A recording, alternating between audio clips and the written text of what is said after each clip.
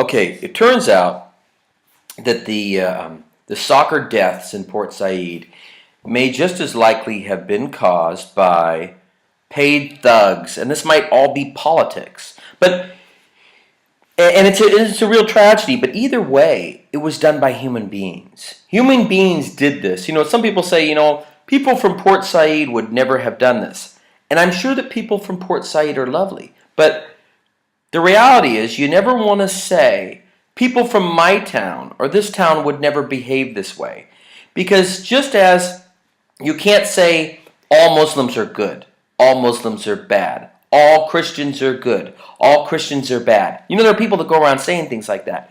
And it's so foolish because they're painting with such a broad brush. But if you go into any town, even a lovely town like Port Said, there's going to be killers, there's going to be psychos, there's going to be weirdos. It's the way humans are.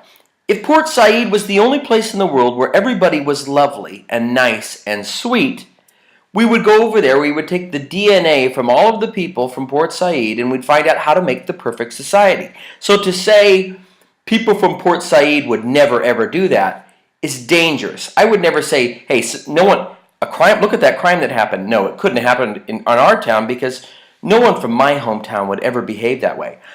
Now all of a sudden I'm endorsing the personality and character of everybody in an entire community? That's just flat out dangerous. You don't go around endorsing the character of strangers. But I'm going to say it looks just as likely that paid thugs were hired to do this.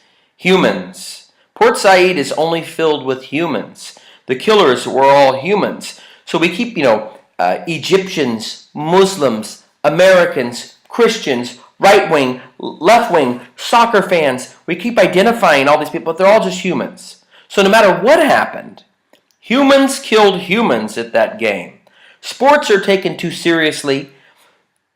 Politics aren't flashy or fun enough to get the kind of attention that sports get. The governments love sports because sports keeps us focused on things that aren't important and have nothing to do with the government.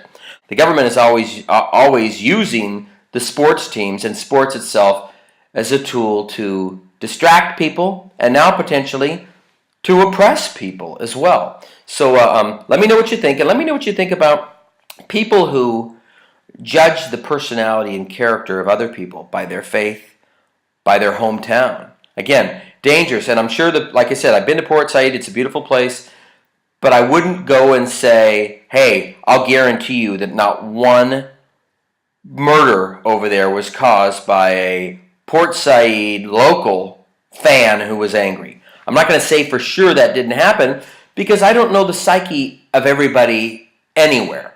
And I know that every town has their funny people. Go into any town and there's a rough part and there are dangerous people. And there are people who say, oh yeah, so-and-so's son, Mohammed's son down the street over there. Oh, we're so worried about him. He could do anything.